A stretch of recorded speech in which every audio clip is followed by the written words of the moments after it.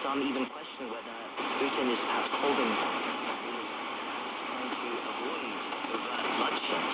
What do you make of such speculation? Yeah, I think there's a lot of surprise. I think that Russian tactical performance has been so sloppy. It looks like Putin expected, maybe was believing his own propaganda and expected that the Ukrainians would welcome Russians as liberators. Again, it comes back to this idea that we all, I think, grasped in the last month, that Putin, genuinely seems to believe his own propaganda, that Ukrainians are not actually independent people. They are sort of Russian little brothers and whatnot, and they sort of belong in this Russian world. And Putin just doesn't seem to have grasped, despite those two coups, despite those two Ukrainian revolutions in the last 10 years, that the Ukrainians just don't buy that Ukrainian nationalism is a real thing. And so now he's sort of stuck, right? I mean, he's he kind of thought that he could sort of roll in there with a light force, right, without the logistics really prepared for it.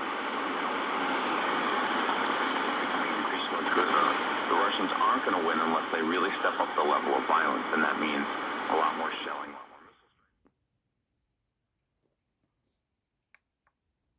In Ukraine, and will bring a lot more public sympathy. You're going to start to see weapons flowing in, volunteers flowing into Ukraine. It's going to become like the Spanish Civil War.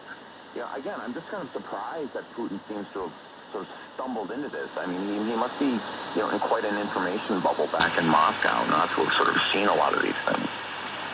Let's now talk about the international community's response. Countries around the world have imposed a slew of economic and other sanctions on Russia. The sanctions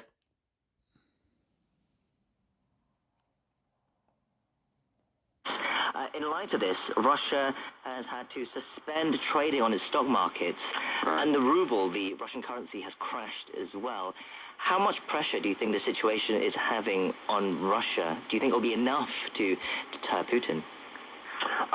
Not in the immediate foreseeable future, not in the next 6 months to a year. Again, we're sort of assuming that Putin has done some planning, which Russian battlefield performance has increased.